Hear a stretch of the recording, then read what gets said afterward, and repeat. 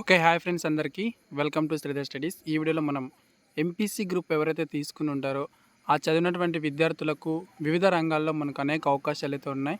So, వాటి గురించి అయితే మీకు ఈ వీడియోలో ఎక్స్‌ప్లెయిన్ చేస్తున్నాను. సో, అంతకంటే ముందు మన ఛానల్ ఎవరైనా సబ్స్క్రైబ్ చేయకుంటే తప్పకుండా సబ్స్క్రైబ్ చేసుకోండి. ఓకే. ఇప్పుడు మనకు మొదటి రంగం గనక మనం చూసుకున్నట్లయితే ఇంజినీరింగ్ రంగం అనమాట. ఎంపీసీ గ్రూప్ విద్యార్థుల ప్రధాన లక్ష్యం బీటెక్ లేదా బీఈ చదవడం అనేది గోల్‌గా పెట్టుకునైతే ఉంటారు. సో, అలాంటి వారి కోసం మనకు ఇంజినీరింగ్‌లో అయితే గనక ప్రత్యేకతలు మరియు వాటి అవకాశాల గురించి అయితే తెలుసుకుందాం. మొదటగా మనకు కంప్యూటర్ సైన్స్ ఇంజినీరింగ్ అనమాట. సో, సీఎస్‌సి అంటారు. ఇక్కడ మనకేంటంటే సాఫ్ట్‌వేర్ డెవలపర్, అదేవిధంగా డేటా సైన్స్ మరియు ఆర్టిఫిషియల్ ఇంటెలిజెన్స్, మిషన్ లెర్నింగ్ మరియు క్లౌడ్ కంప్యూటరింగ్ మరియు సైబర్ సెక్యూరిటీ గురించి అయితే ఇక్కడ ఉంటది. అంతేకాకుండా మనకు దీంట్లో వర్క్ చేసేటువంటి కంపెనీలు గనుక మనం చూసుకున్నట్లయితే గూగుల్, మైక్రోసాఫ్ట్, అమెజాన్, టీసీఎస్, ఇన్ఫోసిస్‌లో అయితే మనకిక్కడ ఉద్యోగ అవకాశాలైతే ఉన్నాయి. ఇక సివిల్ ఇంజినీరింగ్ అనమాట. ఇందులో మనకేంటంటే నిర్మాణ ప్రాజెక్టులు, ఇరిగేషన్, రోడ్లు, బ్రిడ్జ్‌లు సంబంధించి ఉంటాయి.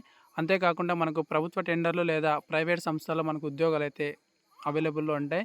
ఇక నెక్స్ట్ మనకు మెకానికల్ ఇంజినీరింగ్ అనమాట. ఇది మనకు తయారీ రంగం, పూర్తిగా డిజైనింగ్, ఆటోమొబైల్ రంగం. ఇక్కడ దీంట్లో మనకు ఉద్యోగాలు లభించేటువంటి కంపెనీలు గనక మనం చూసుకున్నట్లయితే టాటా మోటార్స్, మహీంద్రా అనమాట. తర్వాత ఎలక్ట్రిక్ ఇంజినీరింగ్ సంబంధించి విద్యుత్ ఉత్పత్తి పంపిణీ సంస్థలు మరియు రోబోటిక్ నూతన శక్తి వనరుల రంగానికి సంబంధించి అయితే ఉంటుంది. ఇక్కడ మనకు ఎలక్ట్రానిక్ కమ్యూనికేషన్ ఇంజినీరింగ్ ఈసీఈ వాళ్ళకైతే ఇక్కడ టెలికమ్యూనికేషన్, ఎలక్ట్రానిక్ ఉపకరణాల రూపకల్పన, 5G మరియు ఇంటర్నెట్‌కి సంబంధించి ప్రాజెక్టులు అయితే ఉంటాయి. నెక్స్ట్ వచ్చేసి మనకు రెండవ రంగం వచ్చేసి డిఫెన్స్ అనమాట. డిఫెన్స్ మరియు ప్రభుత్వ రంగాలు. ఎంపీసీ విద్యార్థులు టెక్నికల్ మరియు లాజిస్టికల్ నైపుణ్యాలతో భారత ప్రభుత్వానికి సేవ కూడా చేయొచ్చు అనమాట. So, NDA national defence academy ద్వారా, అదేవిధంగా సో మనకి ఎన్డీఏ పరీక్ష ద్వారా అయితే కనుక ఇండియన్ ఆర్మీ, నేవీ లేదా ఎయిర్ ఫోర్స్లో అయితే చేరవచ్చు. ఇక నెక్స్ట్ వచ్చేసి మనకు ఇస్రో మరియు డిఆర్డిఓ స్పేస్ సైన్స్ లేదా రక్షణ రంగంలో శాస్త్రవేత్త ఇంజనీరింగ్ కూడా అవ్వడానికి అవకాశం ఉంటుంది. ఇక రైల్వే మరియు ఇతర ప్రభుత్వ ఉద్యోగాలకు కూడా అప్లై అయితే చేసుకోవచ్చు. RRB, railway recruitment board, SSC, PSU అంటే పబ్లిక్ సెక్టర్ యూనిట్లో కూడా ఇక్కడ ఉద్యోగ అవకాశాలు పొందడానికి అయితే అవకాశం ఉంటుంది. అదేవిధంగా నెక్స్ట్ రంగం వచ్చేసి సైన్స్ మరియు పరిశోధన రంగం. పురస్కార స్థాయి పరిశోధనలు ఇస్రో, పిఏఆర్సి, సిఎస్ఐఆర్ వంటి సంస్థల్లో శాస్త్రవేత్తగా అవకాశాలు కూడా మనకు లభిస్తాయి. అంతేకాకుండా ఎంపీసీ ద్వారా బేసిక్ సైన్స్, ఫిజికల్, కెమిస్ట్రీ లేదా మ్యాథమెటిక్స్లో గ్రాడ్యుయేషన్ చేసి పరిశోధన రంగంలో కూడా మనకు ప్రవేశించవచ్చు.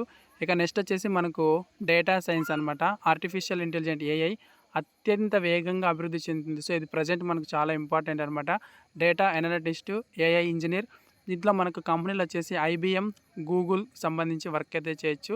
నెక్స్ట్ వచ్చేసి మనకి ఇక్కడ కమర్షియల్ పైలట్ లేదా ఏవియేషన్ అనమాట. ఎంపీసీ విద్యార్థులు మనకు కమర్షియల్ పైలట్ ట్రైనింగ్ తీసుకొని ఎయిర్లైన్స్లో కెరీర్ అయితే ప్రారంభించవచ్చు.